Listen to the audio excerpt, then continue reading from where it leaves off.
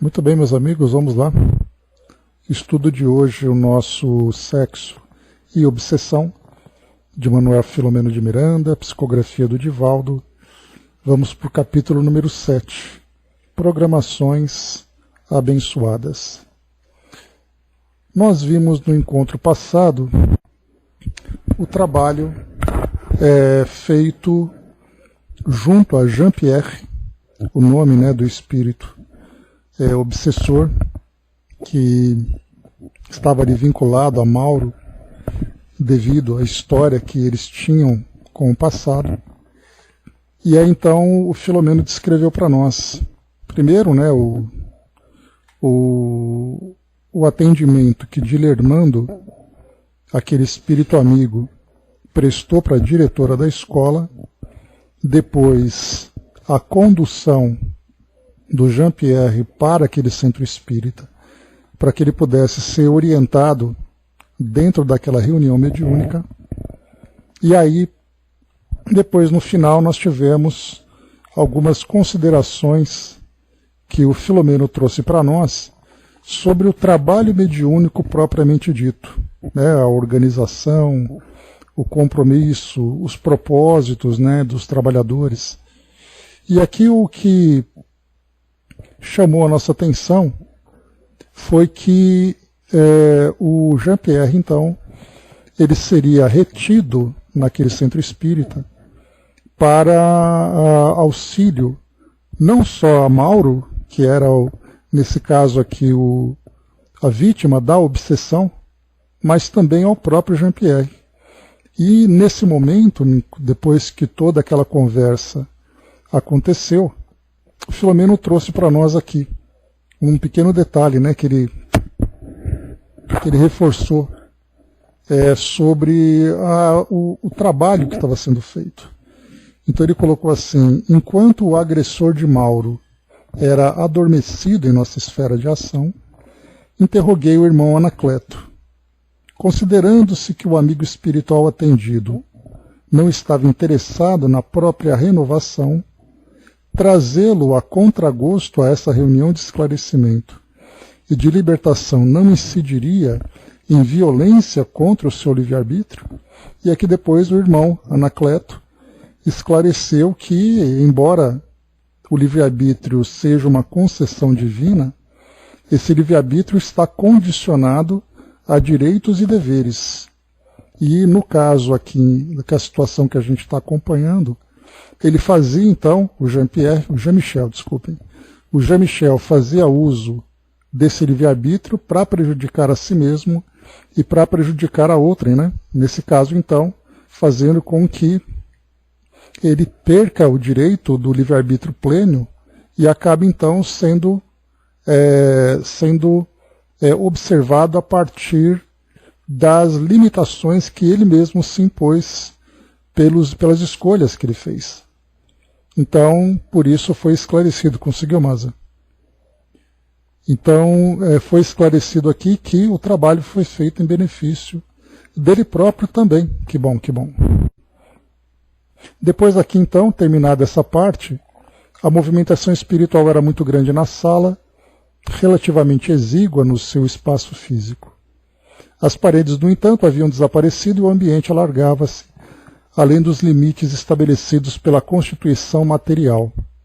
E aí então eles falavam aqui sobre quem eram os presentes, genitores aflitos desencarnados, que traziam solicitações para os filhos que se encontravam encarnados, entidades inferiores, esposos saudosos,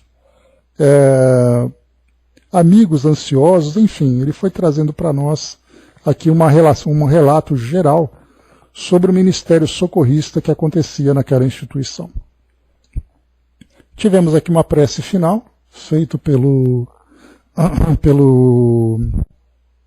médium, no caso, que era o irmão, esqueci o nome dele agora. Deixa eu ver aqui.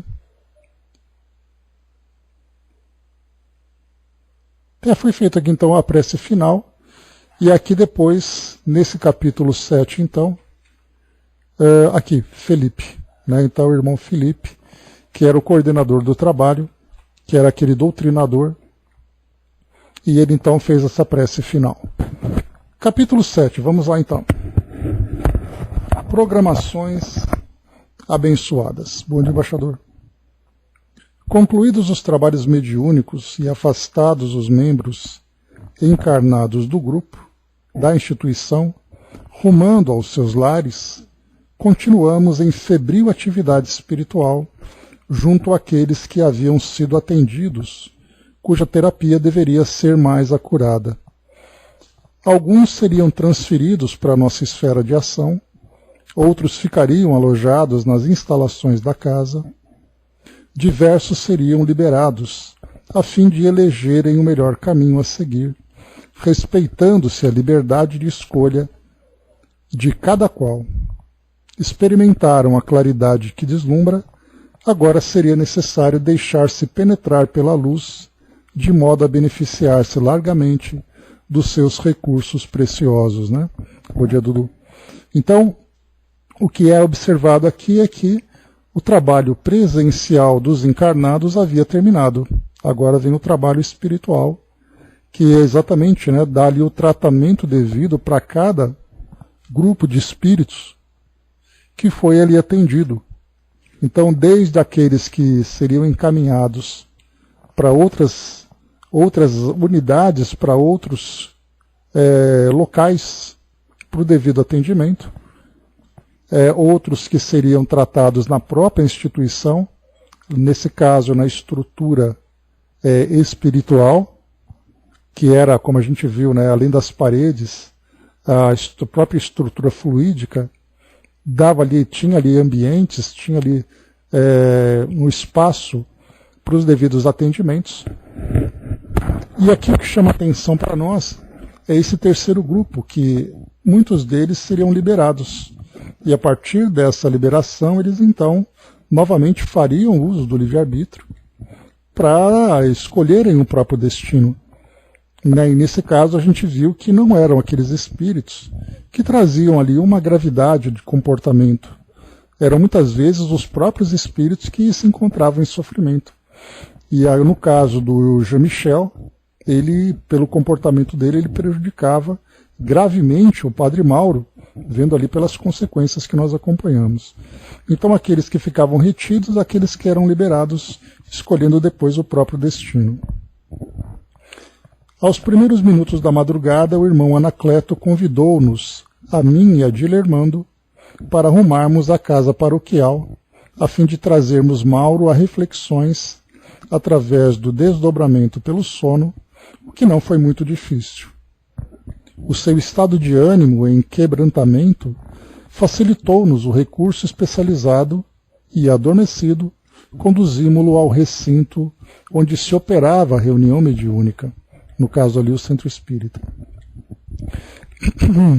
De imediato, seguimos o mentor na direção do lar da professora Eutímia, a nobre diretora do educandário onde Mauro lecionava. A senhora permanecia acabrunhada, com a mente em torvelinho. Àquela hora, embora houvesse tomado um medicamento calmante, sem haver dito nada ao marido, evitando precipitação de conduta, não conseguia o sono reparador. Despertava assustada com frequência, recorrendo à ajuda da oração, conforme os padrões dos seus conceitos religiosos.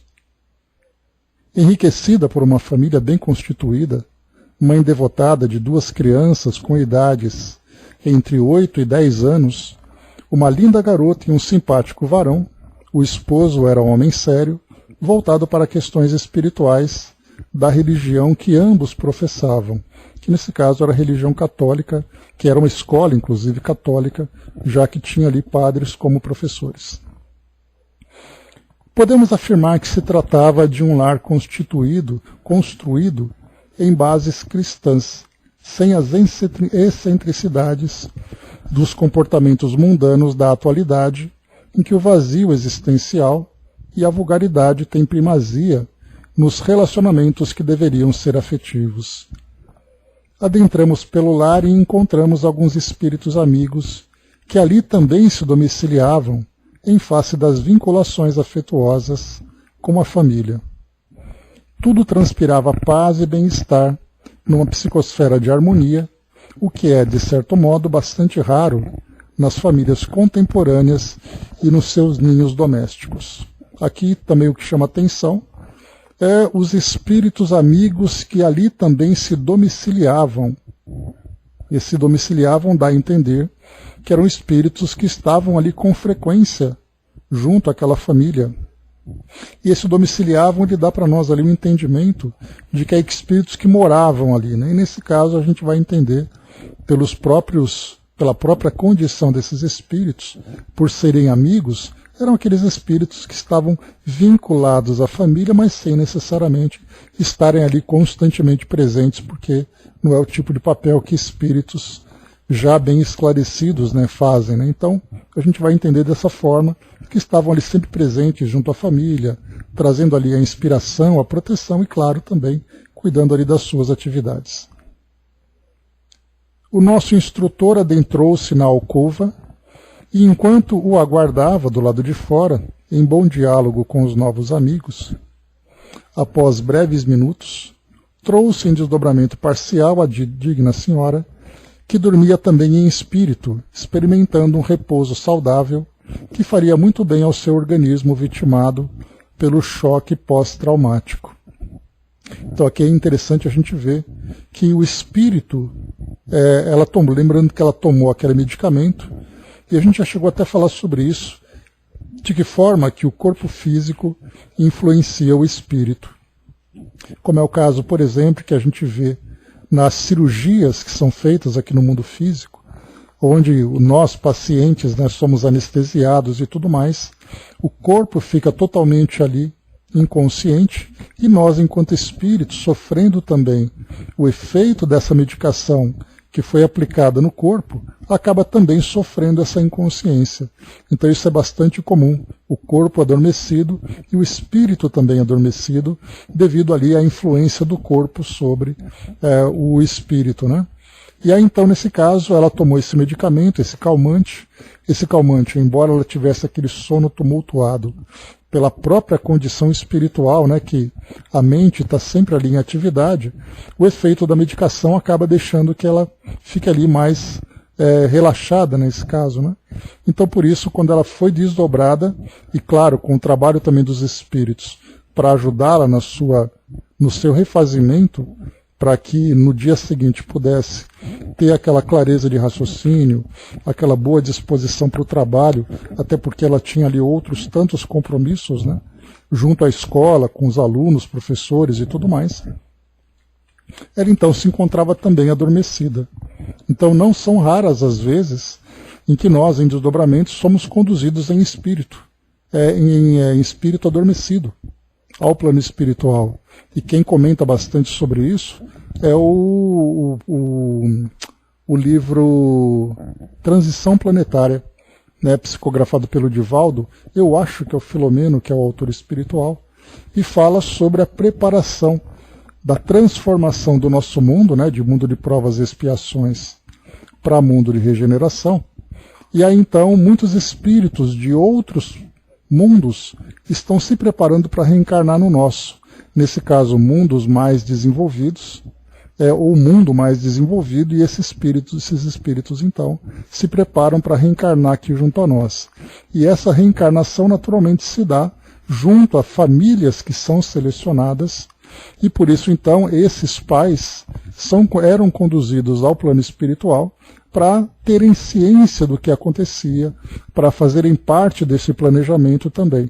E muitos desses pais, pelo fato de estarem vivendo, embora tivessem lares bem constituídos, tivessem bons esclarecimentos e tudo mais, não eram espíritos que tinham ali, né, não eram pessoas espiritualizadas e tendo ali uma liberdade muito fácil, uma liberdade grande para lidar com questões do mundo espiritual. Então muitos deles eram conduzidos em desdobramento e apresentavam exatamente essa condição de torpor. Eram carregados quase, né, muitos deles, e não tendo qualquer consciência naquele sono muito profundo que afetava também o espírito, e embora eles recebessem as orientações por parte dos mentores do trabalho, eles não estavam ali plenamente lúcidos para receber essa orientação. Então é exatamente isso que acontece com a grande maioria de nós, né? Passamos para essa esfera de ação, porém sem termos consciência plena do que está acontecendo. E muitas vezes são muito mais conduzidos para tanto positivamente como negativamente também, como é o caso do Mauro que a gente viu, né? Quando ele então era levado ao plano espiritual pelo espírito obsessor, ele era conduzido, mas totalmente desorientado. Seria como se fosse uma condição de profunda embriaguez, sem consciência, sem capacidade, era simplesmente ali abusado no plano espiritual, de acordo com a vontade do espírito, né? E no caso dos mentores, né, no caso que nos auxiliam na nossa condução, falam para nós, mas nós muitas vezes não conseguimos ali ter ali a percepção plena do que acontece, exatamente por causa da nossa condição orgânica e também espiritual. Aqui então foi o que aconteceu com ela, que nós acompanhamos. E muito bem, conduzida à casa espírita, onde deveriam ter continuidade os labores de renovação das almas, foi colocada gentilmente sobre um leito improvisado e continuou adormecida. No recanto em que nos encontrávamos, também entravam Mauro e sua genitora, a nobre senhora Martina, Dona Eutímia, que no caso aqui é a genitora, a nobre senhora Martina, Dona Eutímia e Jean-Michel, que de quando em quando, vivenciando uma forma de pesadelo em espírito, agitava-se. No caso dele, ele foi induzido a essa condição de repouso, né, pelo tratamento que ele ia receber. O mentor convidou-nos ao recolhimento pela prece, igualmente assistido pela diretora espiritual do núcleo que nos acolhia. Havia uma psicosfera de paz e de agradecimento a Deus, em tão alto padrão que se podia sentir o vibrar dos sentimentos em festa. Aqui também tem um detalhe, né, que a forma como as instituições terrenas oferecem esse espaço de auxílio para os desencarnados que estão em atividade. Então, no caso desse centro espírita, ele era ali o local onde o trabalho se desenvolveria. E a pergunta é, né, qual é o vínculo que, no caso do irmão Anacleto, teria com essa instituição?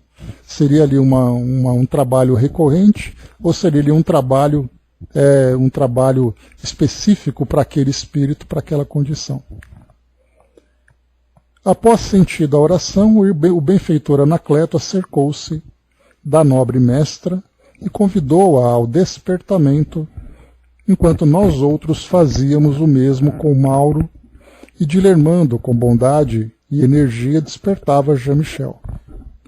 Como se estivesse no corpo físico, ao amanhecer de um dia feliz, a senhora acordou tranquila, jovial e surpreendeu-se com o grupo que formávamos.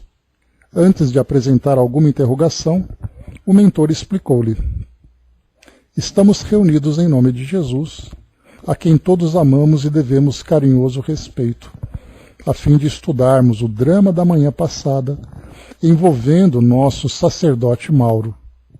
Lembrando que aqui era de um dia para o outro, daquele acontecimento que nós acompanhamos.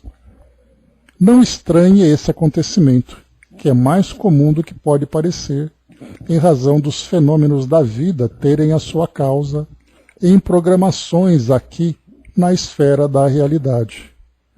Todos estamos envolvidos pelo acontecimento infeliz, cujas consequências puderam ser diminuídas graças à intervenção da misericórdia divina. Então aqui para ela, que era católica, ter essa experiência no plano espiritual, que certamente não era a primeira vez que ela tinha, né? Mas era sempre algo que era estranho àquilo que a sua razão conseguia processar, pelo fato dela ter ali uma fé que tinha ali os seus dogmas, e dentro desses dogmas não havia essa dinâmica que existe no plano espiritual. Então, de imediato, ela era esclarecida sobre isso. Nesse momento mais lúcida, Dona Eutímia identificou Mauro e teve uma reação previsível de receio. O instrutor vigilante a serenou-a, informando que tudo estava sob controle e ela não teria por que temer ou afligir-se. Por sua vez, o jovem sacerdote não se pôde furtar ao constrangimento imposto pela consciência de culpa diante daqueles cuja confiança defraudara. Antes de que Jean-Michel pudesse intervir ou ser convidado a reflexões, o irmão Anacleto elucidou, dirigindo-se diretamente à diretora do educandário. O grave assédio de Mauro à criança constitui um crime hediondo, considerando-se os fatores e circunstâncias, os valores e compromissos que se encontram em jogo.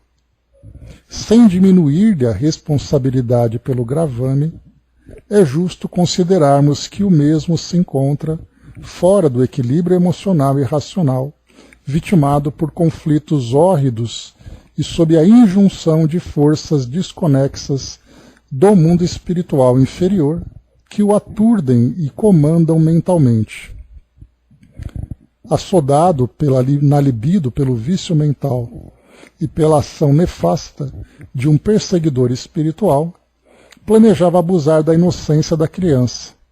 Felizmente, porém, não teve tempo de consumar o infeliz programa, encontrando-se agora terrivelmente ferido no sentimento e aturdido na razão, ao considerar a gravidade daquele infame instante que o alucina. Aqui então nós tivemos, deixa eu voltar aqui um pouquinho, aqui então nós tivemos aquilo que nós conversamos na ocasião em que nós estudamos esse fato do flagrante, do assédio e tudo mais, em que o trabalho dos espíritos era diminuir as consequências desse ato grave. Quando nós falamos em diminuir, não significa tirar a responsabilidade, como nós vimos, e também não é simplesmente fazendo de conta que nada aconteceu. Então o trabalho dos espíritos, na verdade, era direcionar aquela situação para a solução mais equilibrada e mais positiva para todos. Mas isso, mais uma vez, não vai tirar a responsabilidade do ato do Padre Mauro, por exemplo, que nós veremos mais para frente. E o que foi colocado foi que ele, sim, ele praticou esse erro. Mas o que vai atenuar essa atitude dele é exatamente esse estado mental, psíquico e também emocional em que ele se encontra, que é o estado de desequilíbrio pela sua própria condição e também pelo fato de ser influenciado pelo espírito. Não apenas pelo espírito, mas por todo aquele trabalho do mundo espiritual inferior, já que aquele espírito fazia parte de um conjunto, fazia parte de uma comunidade, e essa comunidade dava apoio para que aquilo acontecesse. Então ali estão fazendo ali, as ponderações justas para que aquilo que aconteceu de grave seja atendido dentro da normalidade do caso, e não o excesso, como geralmente acontece no nosso mundo, em que há essa explosão de emoções, o desespero pelo escândalo e tudo mais, né? Então aqui todos os pontos então foram considerados. E segue aqui o texto. Fez uma pausa oportuna no esclarecimento, a fim de que a senhora melhor compreendesse o que se passava, logo prosseguindo. Aqui nos reunimos com o objetivo de evitar maiores danos à criança ingênua. Qualquer situação de prejuízo moral para a escola, assim como para encontrarmos a melhor solução para atender também ao infrator.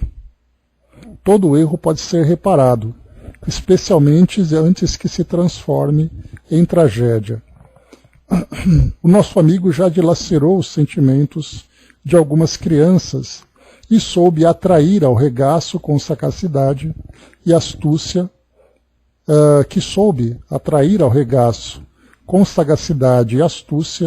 objetivando seus fins ignóbeis.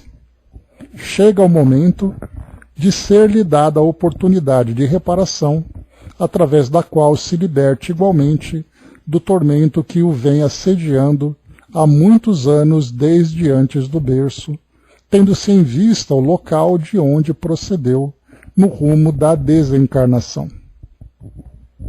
As heranças que trouxe embutidas nos sentimentos são odiendas, e os laços que o vinculam aos sítios que habitava são vigorosos. Nada, porém, que não se possa modificar ante o esforço pessoal bem direcionado e a entrega interior ao Pai Criador. Certamente o problema a que nos estamos referindo deve tomar um rumo de segurança, para que suste futuras consequências mais lamentáveis e perversas. Então, o que nós acompanhamos aqui nessa orientação é que não é minimizar, porque minimizar significa ignorar, mas dar ali a direção mais equilibrada, a direção mais justa, considerando todos os fatores que envolvem, principalmente aquele que é o responsável por tudo isso, que era o Padre Mauro. Então, reparar sem que a situação se transforme numa tragédia, que é o que geralmente acontece aqui no nosso mundo. Tomados por sentimentos passionais bastante intensos e desequilibrados, nós encontramos várias vezes tragédias que são consumadas, sendo que poderiam ser evitadas pela conversa. Duas pessoas conversando, por exemplo, como a gente sempre lembra, né, situações bem básicas dentro de casa, no trânsito, nas relações sociais. De repente, por causa de me desculpa, não tive a intenção, foi sem querer, eu vou tentar reparar o meu erro e coisa e tal. Não, simplesmente nós encontramos a explosão, e dessa explosão nós vemos consequências que podem se arrastar muitas vezes por algumas existências. Quando tomados ali por grande impulso, a coisa simplesmente acaba trazendo ali uma grande tragédia.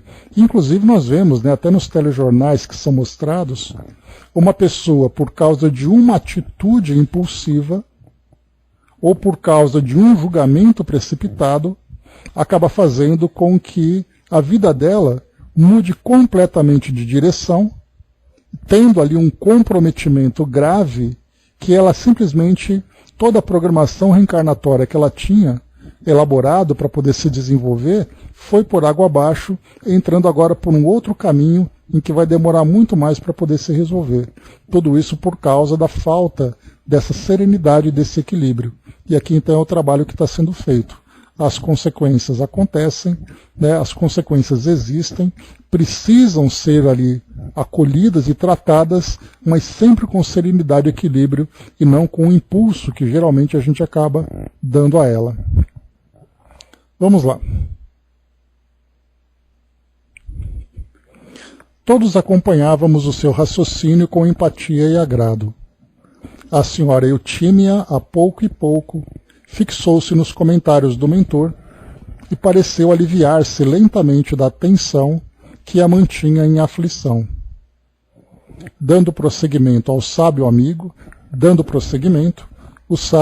expôs.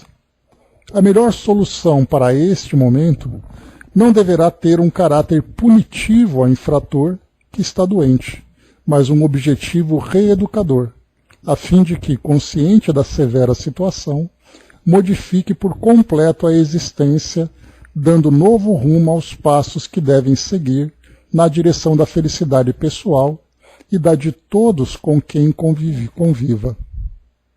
Assim, sugiro que a gentil professora entre em contato com a autoridade religiosa superior, que pode estudar a solução ideal para a ocorrência, narrando os fatos com serenidade e exigindo a transferência do sacerdote sem comentários escabrosos que sempre fecham a porta à solvência de quaisquer problemas.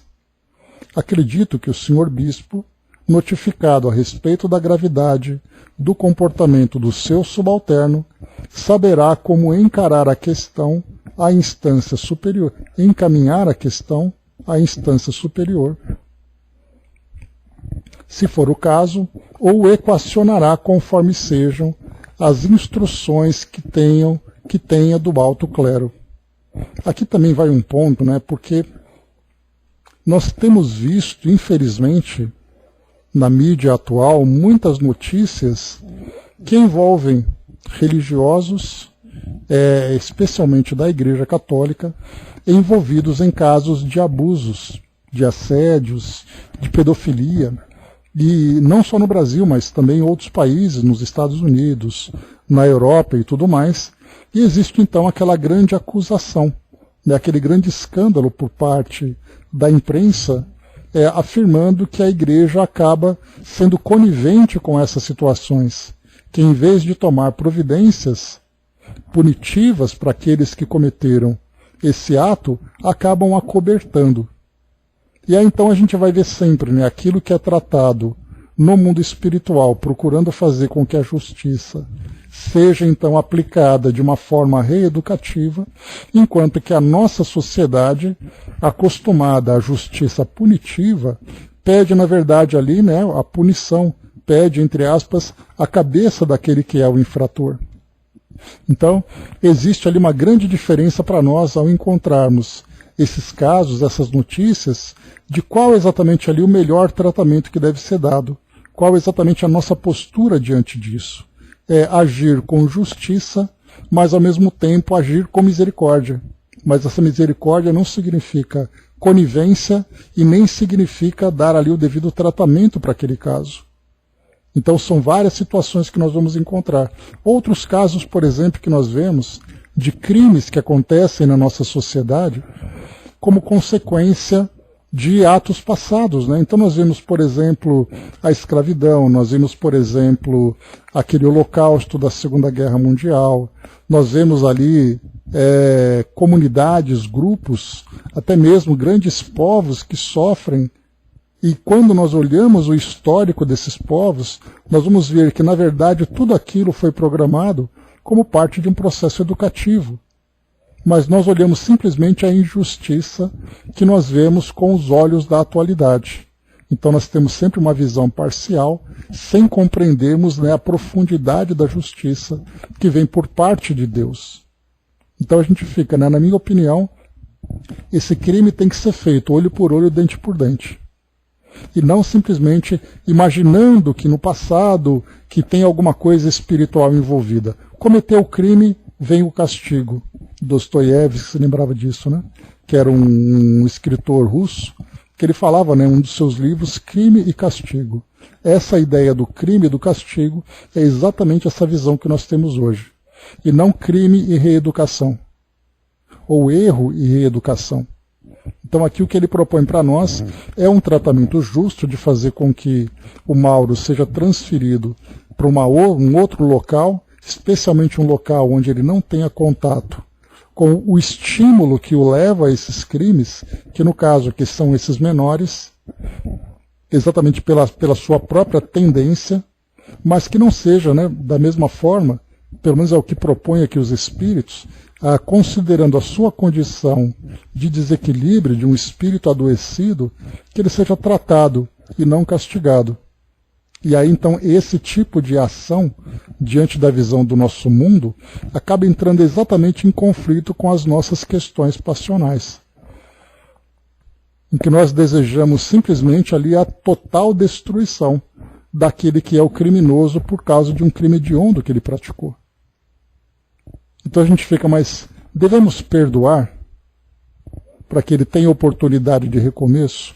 Aí então a gente vê o peso do perdão, como ele ainda é difícil para todos nós.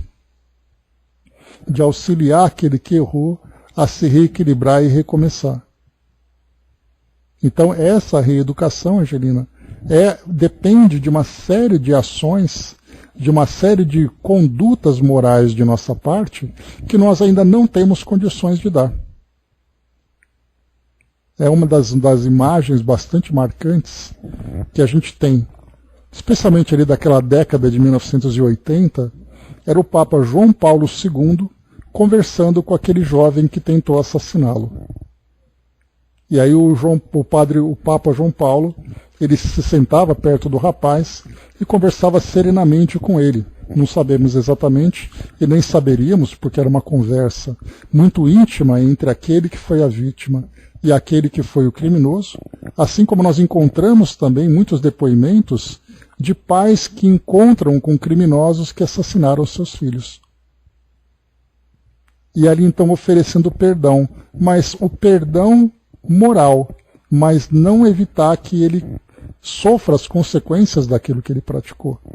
Então, quando isso acontece, acaba chamando a atenção da nossa sociedade. Se eu tivesse naquele lugar, eu não perdoaria. Se eu fizesse tal coisa, eu não seria perdoado. E assim, a gente vai procurando trabalhar com os sentimentos ainda tão pequenos, tão acanhados diante da grandiosidade desse amor verdadeiro que existe vindo do próprio Deus, vindo ali também de Jesus que nos acolhe. Então nós ainda temos muito que aprender sobre essa questão da justiça, do perdão e do amor. 3 valores extremamente grandes e profundos e que nós ainda conhecemos tão pouco. Angelina colocou, né, conversando com uma juíza, falei sobre reeducar. Ela disse que eu era uma sonhadora. Então é exatamente isso, Angelina. Né? Então, quer dizer, vira para nós uma utopia, vira para nós um sonho de que o mundo seria perfeito se ele fosse assim. Mas diante da visão que nós temos hoje, o que vale é a punição. E já conseguimos transformar, por exemplo, a pena de morte, que é uma pena capital que ainda existe no nosso planeta, em algumas nações, em que essa é a medida mais justa para poder fazer com que aquele que cometeu o crime responda pela sua ação. Perdão jamais, mas a pena de morte como ali a ação máxima. Então, muitos países vêm transformando essa punição para outros tipos de pena, mas ainda assim é uma pena que traz muito mais o castigo do que a possibilidade de reeducar. Pois é, vai se tornar um dia essa realidade, nós esperamos por isso, né? Mas ainda temos muito ainda, o fato de nós termos um mundo bastante embrutecido, infelizmente é assim, né? Um mundo embrutecido, você tem leis brutas, pessoas brutas. E aí então gradualmente a gente vai mudando o pensamento daqueles que reencarnam, que ainda são infratores, e da mesma forma daqueles que são as pessoas que lidam com a justiça. Então ainda temos muito, ainda um processo longo, que não é simplesmente mudando de uma hora para outra. E inclusive nós temos, né, ao estudarmos a lei de justiça, justiça, amor e caridade, lá do Livro dos Espíritos, né, que logo não, né, mais para frente a gente vai estudar, a gente vai ver que as leis de uma determinada comunidade, essas leis são compatíveis com os próprios valores dessa comunidade. Já que as leis são criadas pelos legisladores, os legisladores são escolhidos pela própria população, esses legisladores são membros dessa sociedade.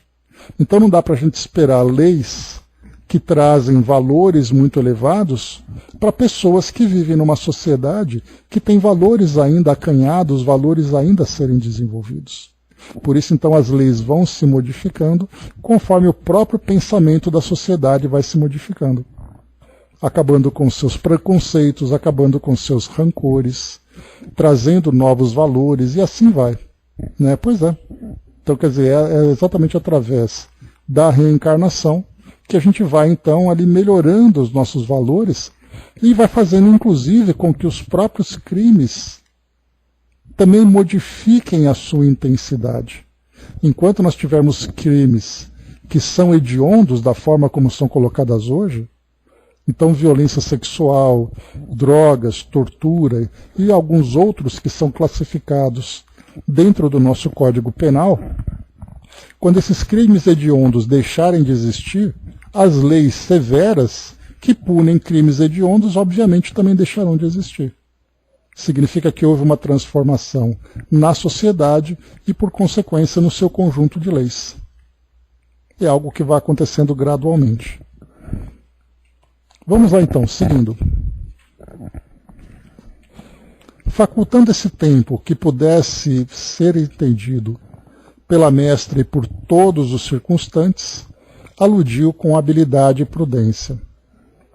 Não estamos, olha só então de novo, hein? Que é exatamente o que a gente estava conversando agora. Não estamos escamoteando o erro, nem agindo de forma conivente com o descalabro moral do paciente. Olha que bacana, né? Quer dizer, a gente falava sobre isso, e agora em seguida o irmão Anacleto vem falar exatamente sobre isso, né? O fato de você tratar o doente como um doente e oferecer para ele a possibilidade de se recuperar, de se regenerar, em vez de dar aquele castigo que ele eventualmente merecia diante da nossa visão, ele fala exatamente sobre isso. Não estamos ali escamoteando ou sendo conivente com a gravidade do erro dele. A enfermidade necessita de tratamento e não de escarcéu, sempre do bom gosto dos insensatos. Então, quer dizer, os insensatos gostam do escândalo, do escarcéu, né? O afastamento do infrator do convívio infantil, impedindo novos contatos com vítimas em potencial, é uma terapia eficiente de grande efeito moral. Assim confiamos na prudência e nos bons ofícios da nossa esclarecida mestra. Quando silenciou, a senhora tinha lágrimas nos olhos, não ocultando a surpresa e o sofrimento de tudo aquilo lhe causava. No entanto, forrada pelos sentimentos da sua fé religiosa, podia compreender que ao pecador se deve conceder a bênção da reparação, antes mesmo da punição impiedosa que não edifica, às vezes piorando e ultrajando mais o infeliz. Então é bem significativa a diferença da visão que existe de justiça do plano espiritual e da nossa justiça terrena, em que, de certa forma, nós temos ainda o olho por olho, dente por dente. Embora, com o passar do tempo, os legisladores foram colocando penas mais ponderadas, mais equilibradas de acordo com o erro que foi praticado, e não simplesmente leis que foram criadas de acordo com os sentimentos que a sociedade ainda tem. Então, quando nós temos ali que é uma pena de tantos anos e alguns meses, é uma pena que é de reclusão, é uma pena, é um outro tipo de condenação que aquela pessoa tem, então isso vai mudando gradualmente, porque nós também vamos mudando os nossos valores. Mas se depender do sentimento geral que existe no nosso mundo, são ainda ações bastante agressivas contra aquele que cometeu o crime, sem qualquer tipo de misericórdia, qualquer tipo de perdão. O que vale para nós é o castigo.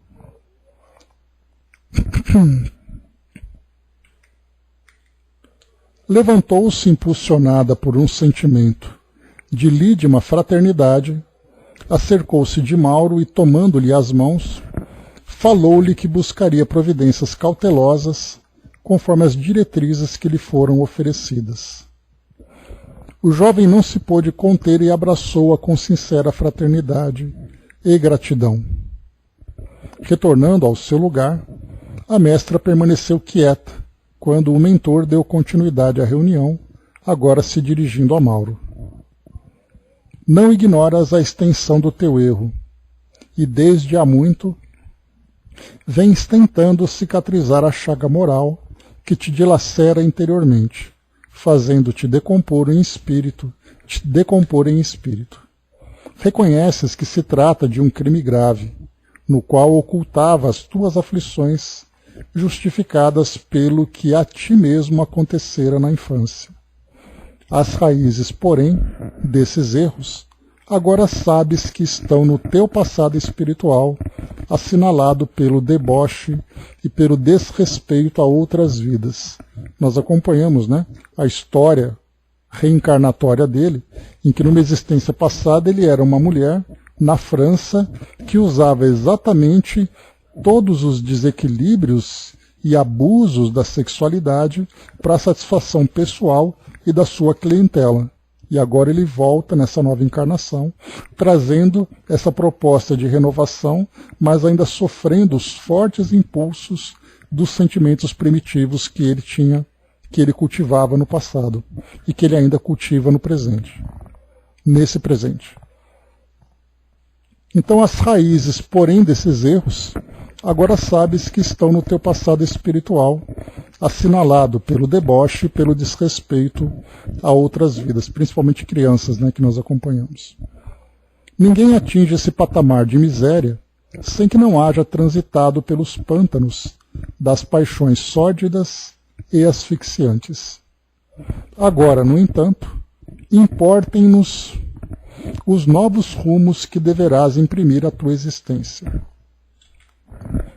Necessitas de tratamento especializado e de expressivo afastamento de tuas obrigações sacerdotais, demorado estudo de ti mesmo e reeducação dos hábitos, começando pelos mentais.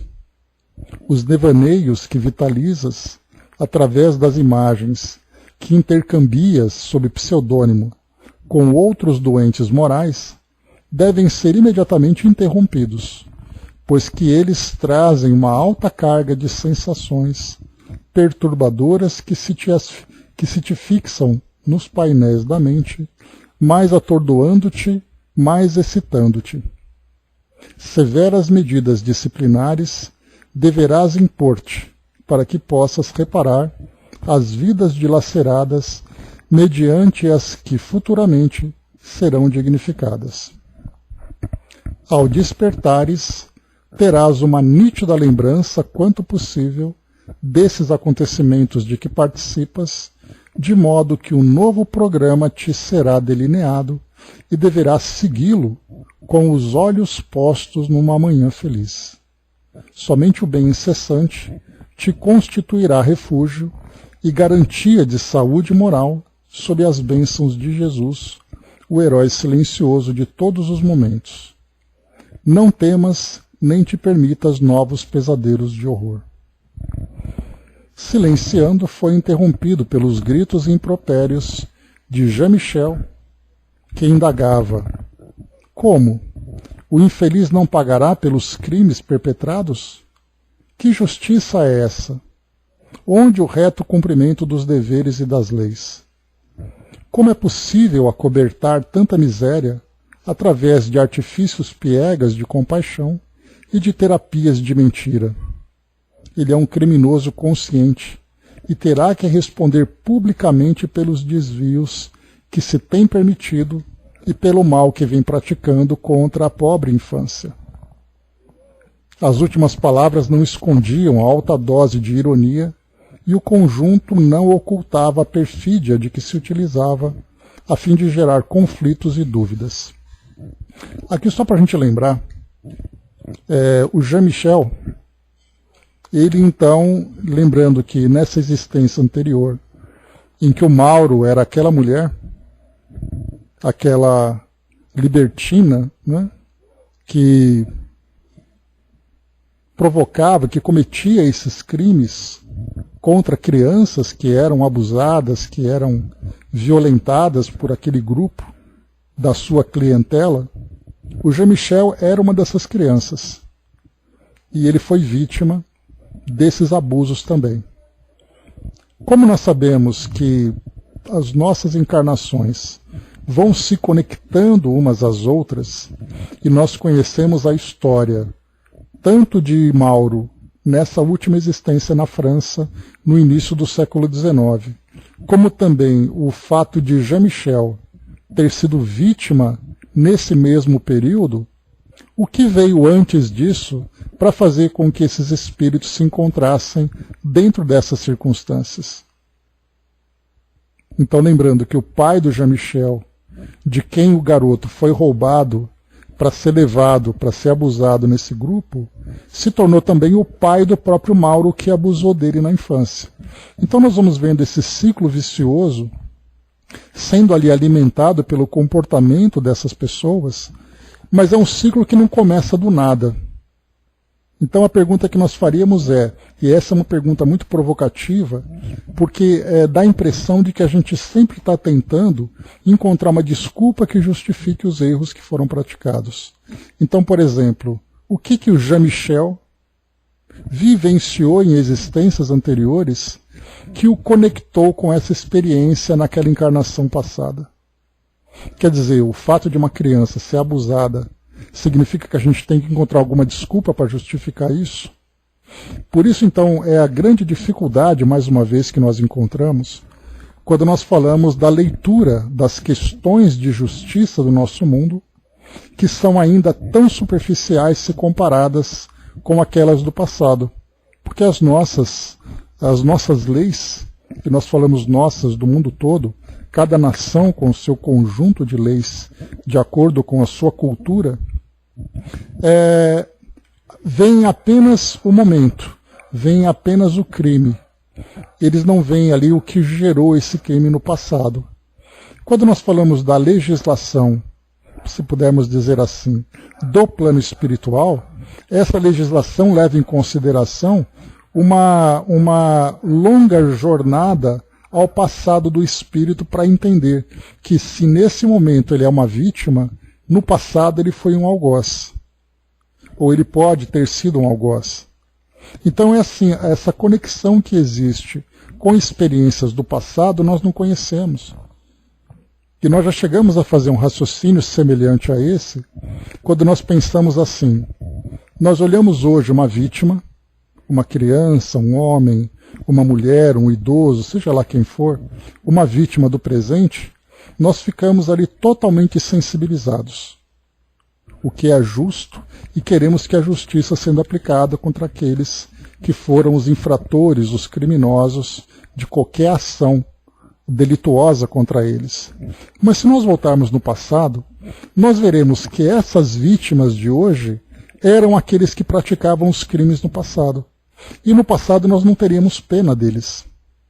Mas no presente nós temos, porque hoje eles se apresentam numa outra roupagem, se apresentam num outro cenário, numa outra condição, e nós não vemos a história passada. E como a ideia da reencarnação é para nós ainda uma ideia muito mais romântica do que uma ideia concreta, real, nós ficamos, no passado pode ter sido isso, mas no presente não é diferente. Agora, se nós voltarmos ao passado e nos depararmos com esse Mauro, que naquele passado foi aquela criminosa, assim como, por exemplo, Jean-Michel, que foi uma vítima naquele passado, se nós voltarmos no tempo e encontrarmos esse garoto num outro cenário, porque a gente lembra que os nossos filhos são espíritos, então nós olhamos aquela pessoa que se mostra naquela condição de inocência naquela fase, mas o espírito sendo imortal, ele tem ali o seu próprio currículo. E muitas vezes um currículo repleto de muitos erros e muitos equívocos. Mas a nossa capacidade intelectual não consegue alcançar esse entendimento. E a nossa capacidade moral não é ainda suficiente desenvolvida para entendermos os sentimentos que envolvem os valores que envolvem as nossas decisões. Por isso, então, nós estamos, ao estudarmos a doutrina, estamos aqui acumulando conhecimentos, mas esses conhecimentos vão nos trazendo um entendimento, mas que são sementes que são plantadas, que não podem ainda aflorar pelo fato de nós não apresentarmos um terreno suficientemente fértil para que ela possa florescer. Nós trazemos ainda, digamos assim, um terreno muito pobre para que aquelas sementes possam gerar frutos que sejam ali vigorosos e tudo mais, aquela boa colheita. Então, na verdade, nós estamos acumulando conhecimento.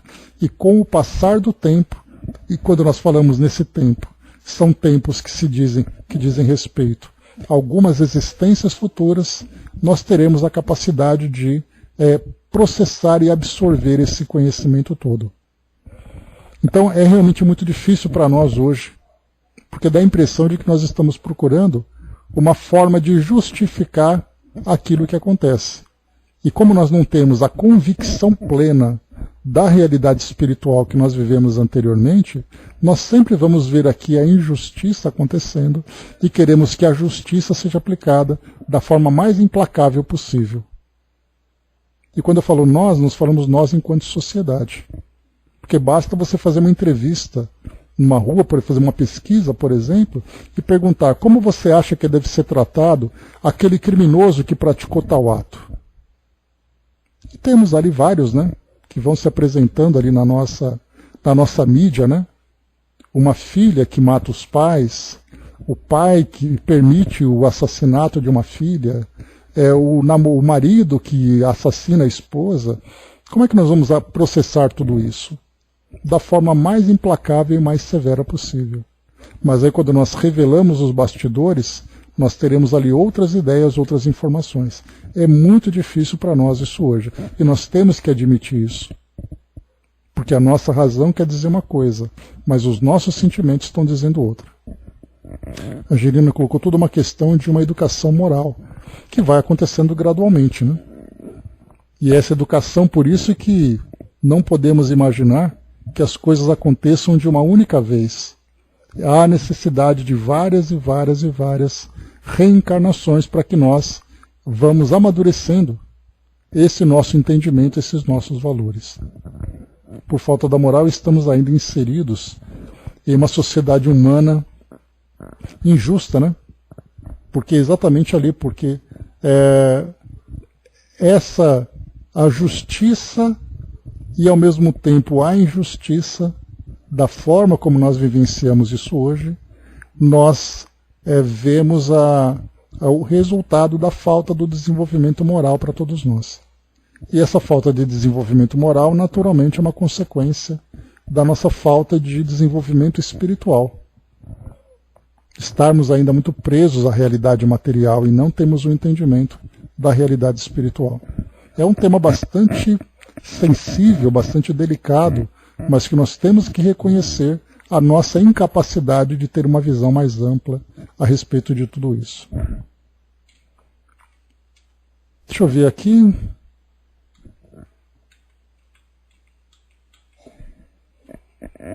Temos ainda aqui bastante coisa. Só para finalizar então, né? Então o Jean-Michel mostrava aqui a sua indignação. As últimas palavras não escondiam a alta dose de ironia e o conjunto não ocultava a perfídia de que se utilizava a fim de gerar conflitos e dúvidas. Então a gente para por aqui, aproveitando que nós já encontramos aqui a primeira parte desse trabalho que está sendo feito, que era o trabalho com a professora e com o Mauro, dando ali as orientações e trazendo ali as propostas de encaminhamento para esse caso. E agora a gente vem a contrapartida, que é exatamente ali a indignação do Jean-Michel, que via ali, né, uma aparente conivência com o crime que ele praticou. Então a gente vai ter aqui, digamos assim, entre aspas, né, o advogado do diabo agora. Então primeiro nós tivemos ali a proposta de solução. E agora nós vamos ver o protesto contra essa proposta que foi oferecida. E a gente vai resolver isso no nosso próximo encontro, então. A Angelina colocou, né, temos educação intelectual, mas não temos educação espiritual, exatamente. E por isso que os espíritos, né, já disseram que a nossa evolução intelectual ela é muito mais rápida do que a nossa evolução moral e espiritual, né? Porque intelectual, basta que as situações do nosso dia a dia nos provoquem para encontrar soluções. E as nossas ciências vão trabalhar para poder encontrar ali, né, as devidas respostas para as nossas necessidades. Mas quando nós falamos em educação moral e espiritual, já depende de uma transformação interior. E para isso nós temos que ter valores que ainda não conseguiram aflorar devidamente. Então é isso, meus amigos. Encerrando por aqui o nosso estudo de hoje, vimos aqui então o encaminhamento que está sendo feito para esse caso tão delicado, né? O